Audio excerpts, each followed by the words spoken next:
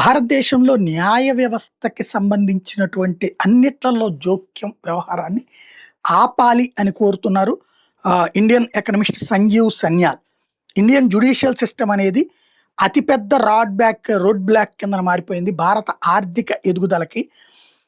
India ambition ఏదైతే ఉందో developed economy వైపుకి, దానికి అడ్డాలు పడుతున్నటువంటి న్యాయ వ్యవస్థ. అంటే న్యాయ వ్యవస్థ అడ్డం పడ్డం కాదు, న్యాయ వ్యవస్థ క్రియాశీలత పాటిస్తుంది. క్రియాశీలత అంటే ఏంటి అంటే అడ్మినిస్ట్రేటివ్ యాక్టివిటీల్లో ప్రభుత్వాలు తీసుకునే పాలసీల విషయంలో కూడా జోక్యం చేసుకోవడం అన్నది జరుగుతుంది. అది భారత ఆర్థిక వ్యవస్థకి విఘాతం అవుతుంది, ప్రతిబంధకం అవుతుంది. రఫేల్ లాంటి వాటిలో చూసాం.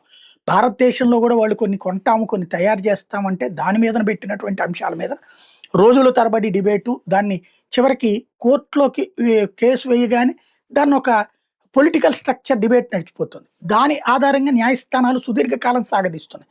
ఏదైనా సరే, ఇప్పుడు అదానీ వాళ్ళని ఏడిపించే విషయంలోనూ, అంబానీ దాని మీద ఏడిపించే విషయంలోనూ, పతంజలి వాళ్ళని ఏడిపించే విషయంలో కేసులు వేసేస్తున్నారు. ప్రజా ప్రయోజన వ్యాజ్యాల పేరుతో వాటిని న్యాయస్థానాలు తీసుకుంటున్నాయి. వ్యాపారాన్ని వ్యాపారంగా చూడనియాలి, వ్యాపారానికి సంబంధించిన ప్రాబ్లమ్స్ ఉంటే ప్రభుత్వ వ్యవస్థలో తేల్చుకోమని చెప్పాలి. అంతేగాని న్యాయస్థానాలు జోక్యం చేసుకుని అది రైటా రాంగ్ అని తేల్చే ప్రక్రియ చేస్తే వ్యవస్థలు దెబ్బతింటాయి అన్నటువంటిది. అందువల్లనే ఆర్థిక వ్యవస్థకు ఇబ్బంది అవుతుంది. ఇది అభివృద్ధి చెందిన దేశాల్లో కానీ ఈవెన్ చైనాలో కూడా లేదన్నటువంటి విషయాన్ని గుర్తు చేస్తున్నారు.